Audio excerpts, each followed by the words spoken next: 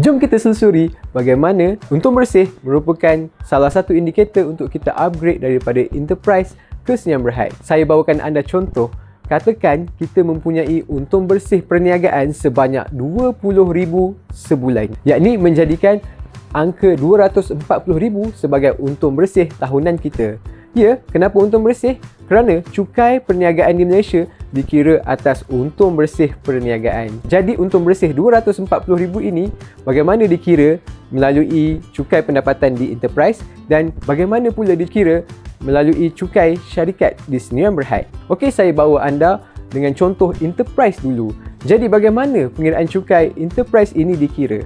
240,000 untung bersih perniagaan tadi perlulah ditolakkan dengan pelepasan cukai. Katakan saya mengambil andaian cukai yang paling minima iaitu pelepasan untuk individu sahaja sebanyak RM9,000. Jadi pelepasan cukai sebanyak RM9,000 menjadikan jumlah perlu bayar cukai saya adalah sebanyak 240,000 tadi. Tolakkan dengan RM9,000 menjadikan jumlah bayar cukai saya atas nilai RM231,000. Jadi pengiraan cukai individu bagi peniaga di Malaysia merupakan pengiraan cukai yang bersifat progresif. Progresif yang mana semakin tinggi pendapatan kita, semakin tinggilah cukai pendapatan kita. Jadi angka RM231,000 ini tidak boleh didarab terus dengan 24% seperti mana angka yang telah diberikan pada kadar cukai tadi. Tetapi perlulah ditolakkan dengan RM100,000 yang pertama dahulu. RM100,000 yang pertama, jika dilihat pada tabel ataupun pada jadual yang disediakan oleh lembaga hasil, anda perlu membayar cukai sebanyak RM10,900.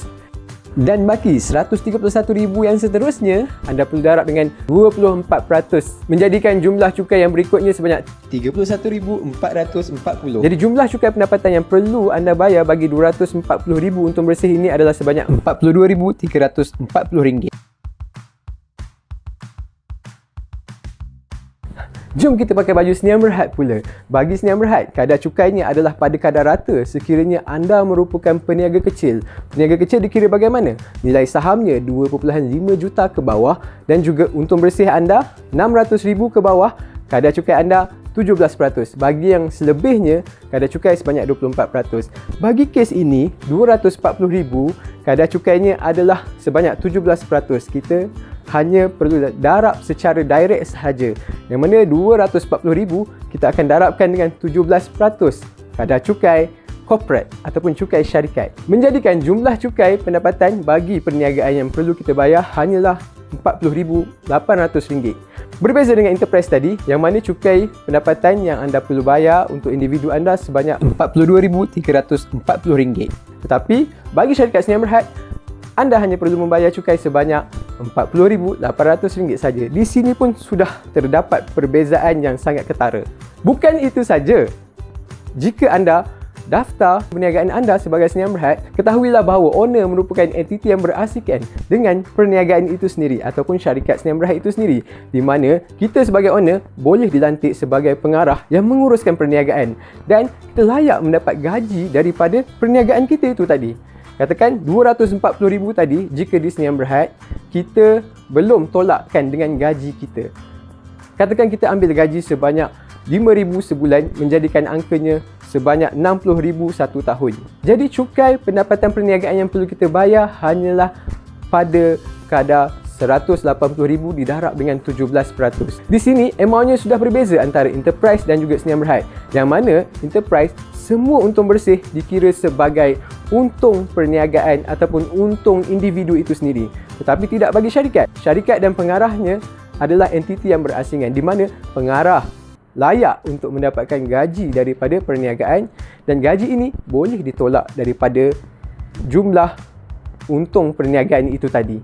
Dan di sini ada dua cukai yang perlu dibayar untuk Sdn Bhd, iaitu cukai pendapatan individu dan juga cukai pendapatan syarikat. Cukai pendapatan syarikat kita dah tahu pada satu kadar rata tadi 17%, tetapi cukai individu seperti biasa pada kadar yang progresif, semakin tinggi pendapatan, semakin tinggi cukai yang perlu dibayar. Tetapi jangan lupa untuk membayar cukai pendapatan individu sebanyak 60,000 tadi. Katakan kita gunakan kadar ataupun pelepasan yang paling minima sebanyak RM9,000, yang mana kita akan bayar cukai atas diri sendiri sebanyak RM51,000.